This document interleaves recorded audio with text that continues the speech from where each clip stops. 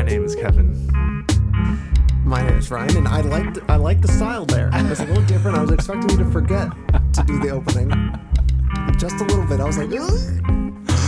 You had me on the edge of my seat. Gotta bring it up. You do. I always love a little mix in. Oh yeah. Let's try it. Oh yeah. Very special episode.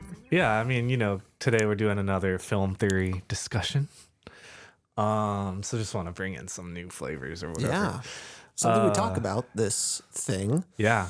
We're talking about the Kuleshov Effect.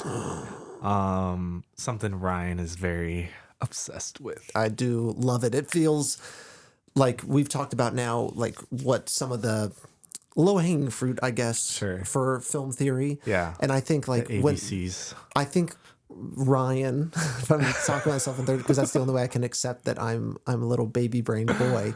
But I think like if we're looking at a glacier of film theory, and you know what it's like, that little top above the water, Right. and then everything in beneath. This is on the top. Yeah. This is like what you see before, and those are the things that I understand. Sure, yeah. And the goal of this podcast will be to teach me some of these things and to kind of understand it. So the Kuleshov Effect was one of those things where it's like a obviously, sort of thing, but it needs a name, of course, and it's just like an interesting way to view to understand films and how it means to have two images side by side. And it's also one of those things where in practice you can tell the effect of this and how powerful it is. Right. And I think that was another thing, was like it was also proven kind of in action. Right.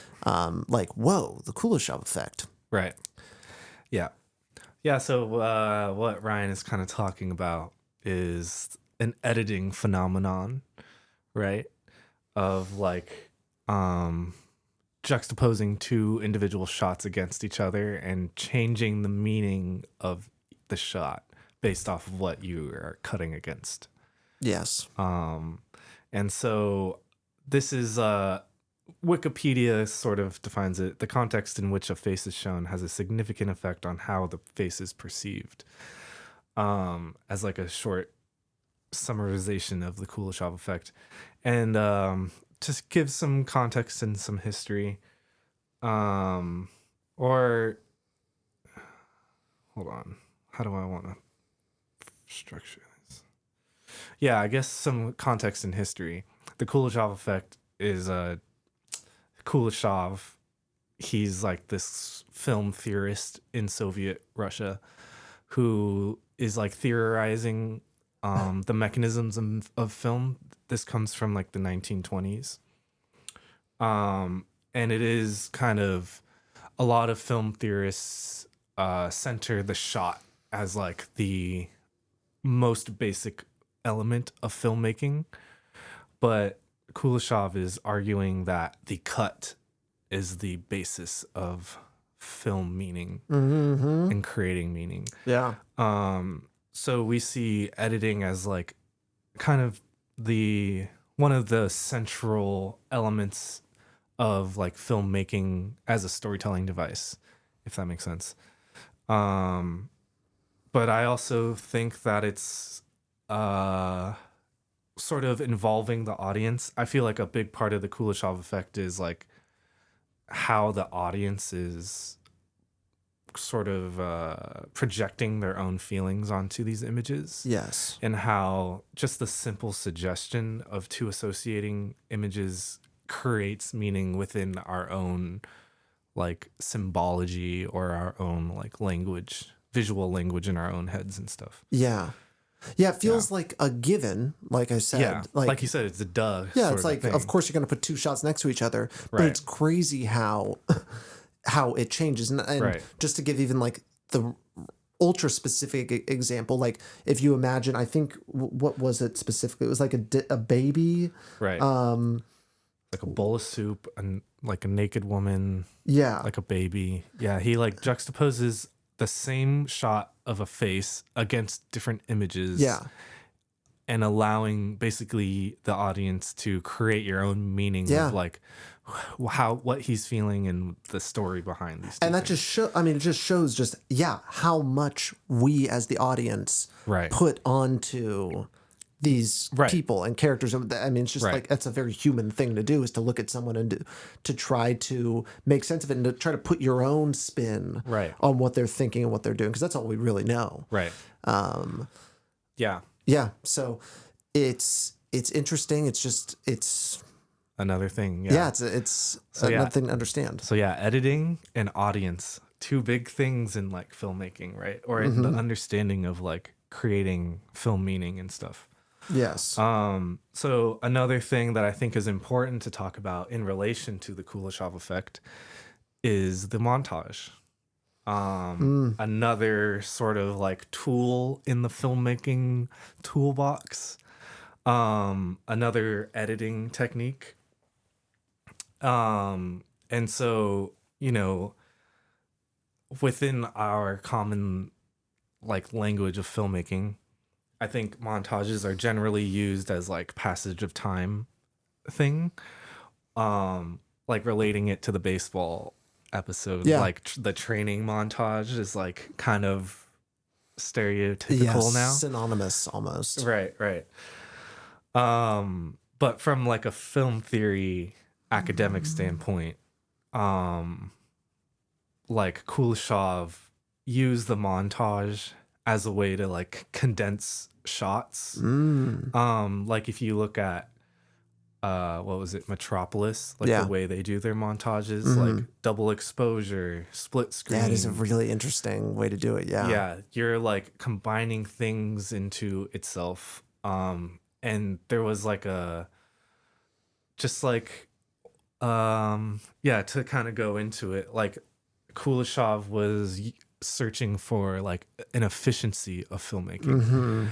And the montage being kind of like emblematic of searching for the most efficient way to tell a story, with Battleship Potemkin being like an example of this kind of ideology or whatever. So I think it's great to point out how much the Kuleshov effect and the montage are like playing into each other, you know what I mean, in terms of editing and storytelling and juxtaposing images, you know.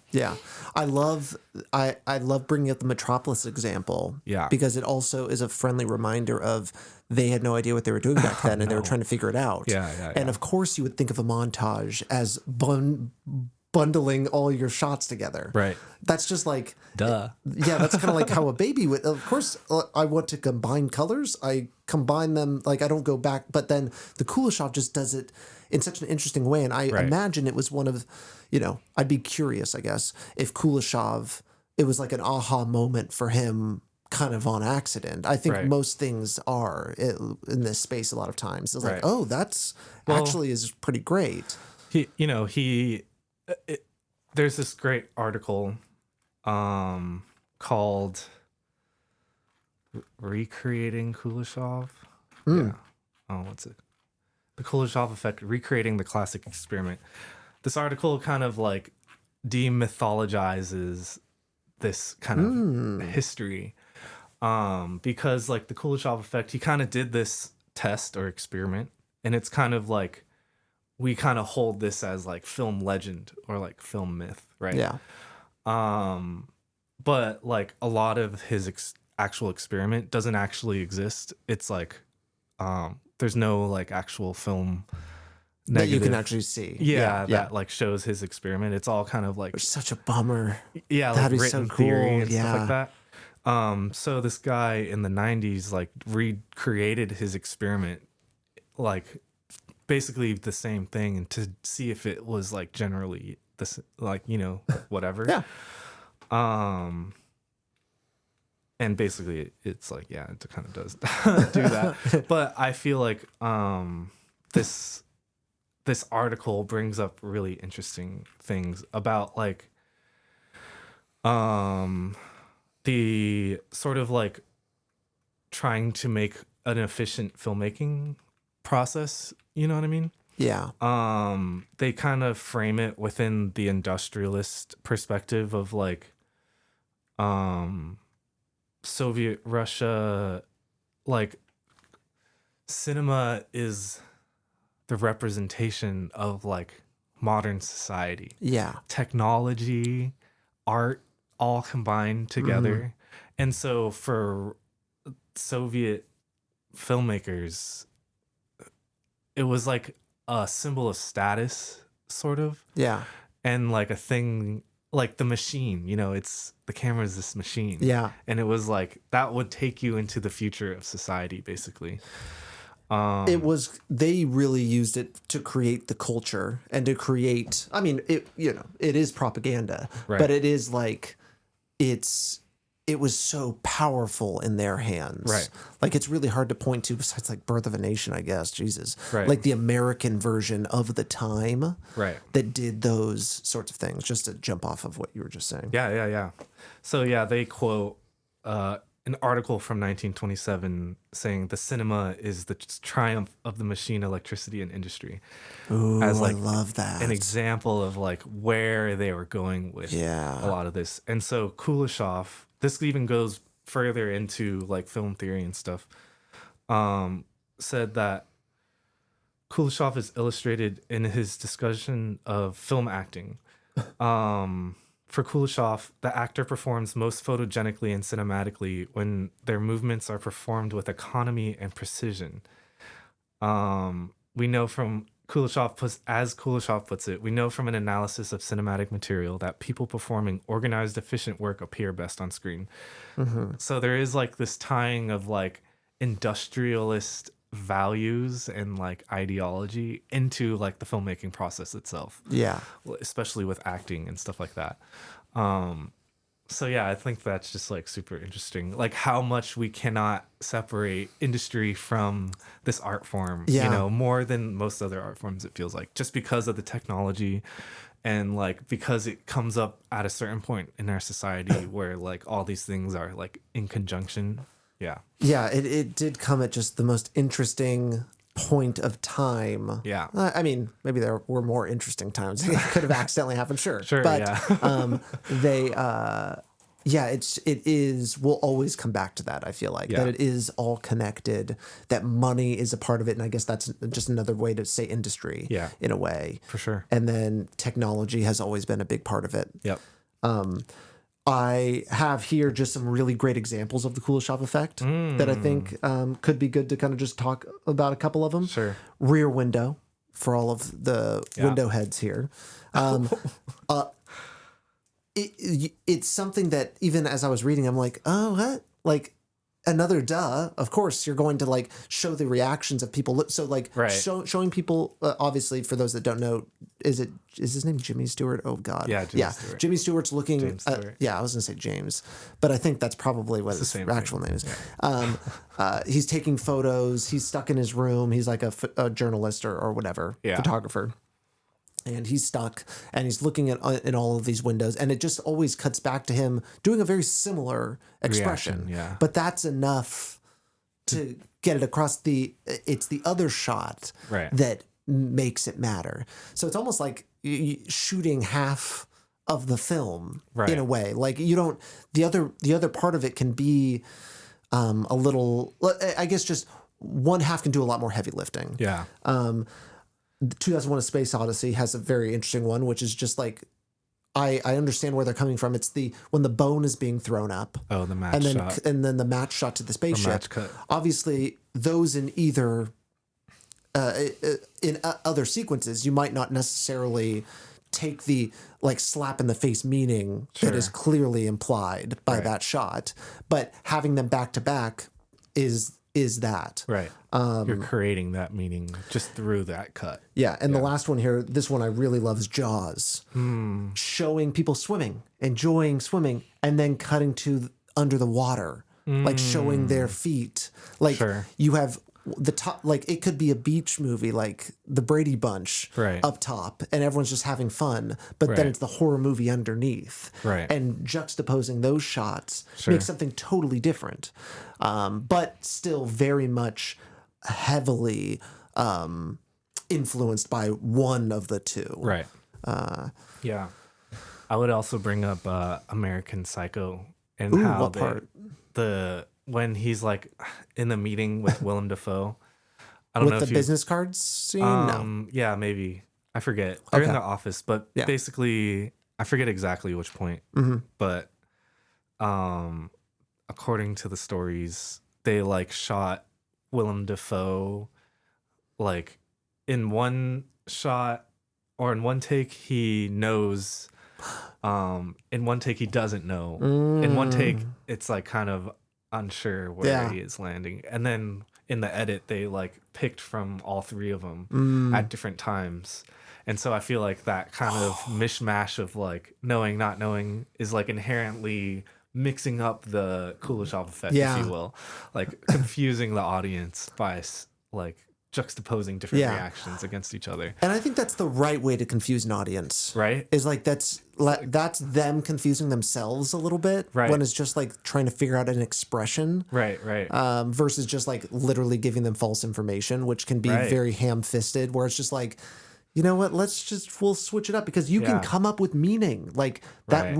Our brains are powerful enough that we can literally come up with a reason Willem Dafoe in that moment is looking like he doesn't care, and maybe in the last shot he kind of did care, like it's like, oh yeah, like the scene has an arc, exactly, like it starts to create itself even if that wasn't the intent. Very, very interesting. Yeah. I definitely think of that one.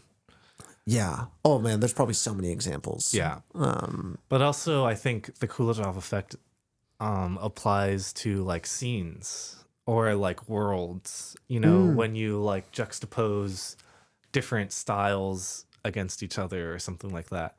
Like example, like Memento having like black and white and then color sequences against each other. And then like past, present, you know, I feel like it adds to like the meaning of different things or whatever. Changing aspect ratios as well. Maybe that as well. Yeah. Thinking of Wes Anderson's Grand Budapest. Yeah. Or I don't know if you've seen it, but Greta Gerwig's Little Women like plays with time. Not, which I really jumps and stuff. Yeah. I feel like by playing with time, like breaking up time is like an interesting Kuleshov effect, because you're able to resequence events. Like Annie Hall is a great example too of like not being linear with the story, and like how does that affect the meaning and understanding of these characters and stuff like that. Yeah. I think it's just such a vital part of filmmaking. Like you said, Yeah. You know, that's kind of the series. This theory series is kind of like a duh, but it's important, and it's important to know how the machine works, and like what exactly we're talking about here. Because if we start just taking everything for granted, then we lose a lot of our ability to analyze it. Sure. If we just assume. Right. Yeah, that's great. I want to bring this back to the quote I said earlier. The context in which a face is shown has a significant effect on how the face is perceived. I feel like that has a lot to do with our vaudeville episode, in terms of like the mechanisms of film can be exploitive or abusive or whatever. Yeah. I feel like that phrase, like you could say about like race and news, or like just like certain narratives in media that we use against certain like groups or whatever. Yeah. Like the context in which we show different types of people has a significant effect on how those people are perceived. Yes. You know what I mean? Yes. It's the picking and choosing. It's the what scenes you pick in your biopic. Right. Yeah, exactly. You know, that sort of thing, where it's like, okay, you get to choose the way the truth is told, or how the story is understood. Right. Yeah. And I guess that's like what the justice system does. It's like, you better hope you have a good lawyer, because it's up to them to create the narrative. Right. True or false. Right. Like, yeah, court dramas are such a perfect like meta storytelling device, because it is literally just storytelling. Yeah. Oh, the Kuleshov effect is everywhere. Yeah, it's like auteur theory, where it's like, oh yeah, this is just describing everything. Yeah. And like how we understand it's become so commonplace. Yeah. Well, where do we go from here? What's I mean, why are you always so interested in this? Maybe you brushed up on this earlier, but just to kind of summarize, bring it back to you a little bit. Yeah. I don't know. Obviously, there's the simple way to put it, which is I'm a dumb little baby boy sitting on top of an iceberg, and Sure. I only know what I know. But Yeah. it feels it's one of the few things where you kind of, at least from when I've kind of seen the amount of film theory I've seen, and just generally in life, when you hear something and you want to try it out or something like that, this is one of the few things where it's like you get an aha moment when you try it, when it works. Sure. And it's just like it I don't know, there's just something magical and kind of mind-blowing about the concept of it. Yeah. And that it just works. Yeah. And that It's like science. yeah. It's like how 24 frames a second looks like motion. Right. You know, it's just like, wow, it feels like one of those things to me. Yeah. It's such an important part, and I wouldn't even say to know it makes you appreciate movies better, because I'm certainly not watching movies being like Kuleshov Effect. I'm not doing that all the time. Right. But I do just like it as like that's just a really cool back pocket little idea that it's like, that's a part of this. Right. And it's kind of a given, but Yeah. it still is. Yeah. I learned a lot researching about it. Yeah. I didn't really know too much about it, so this was cool. Yeah. Well, we got a lot of more movements to get to, a lot of film theories to get to. Right. I look forward to kind of putting even more of finding a way to put some of these episodes, these film theory episodes, like combining all the things together. Yeah, that's fun. I don't know. Like, I feel like I want to really drill down, like, this is part of a larger picture. And what do we do with all of these brushes? And then maybe even like taking a movie and pulling apart like examples for all of these things. Sure, and, yeah. I feel like that'd be an interesting way to analyze a film. Yeah. Yeah, because like, I don't know. What other film theory are you generally interested in? That's Off the rip. That's a really good question. Film theory. I don't know.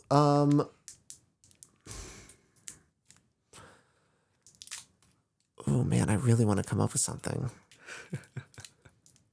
I don't know. Like it's not necessarily film theory. Hey. Yeah.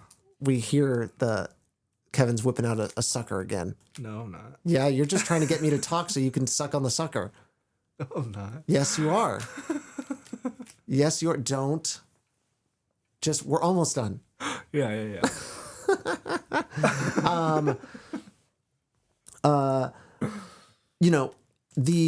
I think something that is, maybe it's film theory-esque, but is the ebb and flow of movements in film, and that kind of like, and what actually causes those, money, whatever. Sure. Like, I think that maybe is a larger, like, theorizing how movements are made and stuff like that.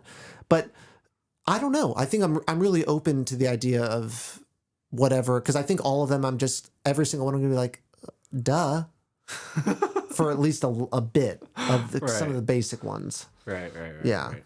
But I appreciate you going through the basics with me. Oh, yeah. And that we're starting with auteur theory and Kuleshov. Yeah. And I hope the audience can join me on this grand adventure. On this journey. Yeah. This has been great. Great. Yeah, no, I'm learning a lot, and I'm really I hope you are too. And a bunch of great things we can bring to future episodes. Absolutely. And, yeah. I feel like in progression I would want to do this is on the list. Close-ups and sound. Okay. Yeah. Yeah. Just talking about those. Duh. Yeah, it's like such the basics, as you say. Yeah. But I feel like when you really get into it, it's like, oh, whoa, this is like a really interesting way of looking at movies now. Yeah. Yeah. Yeah, it's interesting to think about like what they did in the silent film era. Right. Because that's like, and then basically from there, all the things that they changed past, because there are no close-ups in the beginning or whatever. Right. Like it was all just pretty static theater-like. Well, D.W. Griffith has close-ups. Yes. Yeah. But I guess in the beginning there weren't as many. Oh, yeah. Yeah. I mean, yeah. That's something we can discover. Yeah, exactly. Yeah. Well, I'm going to let Kevin get to his lollipop. Yeah. Is there anything else you wanted to add?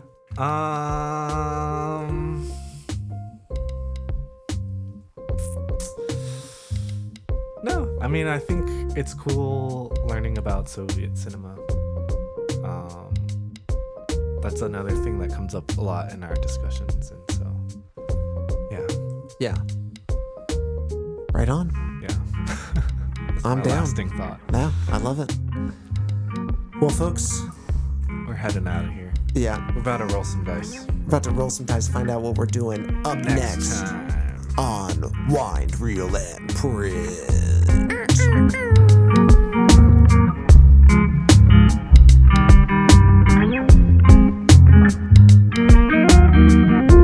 Wind, Reel, and Print is a podcast by Salabrain Productions. You can find us online on Instagram at Wind, Reel, and Print Pod.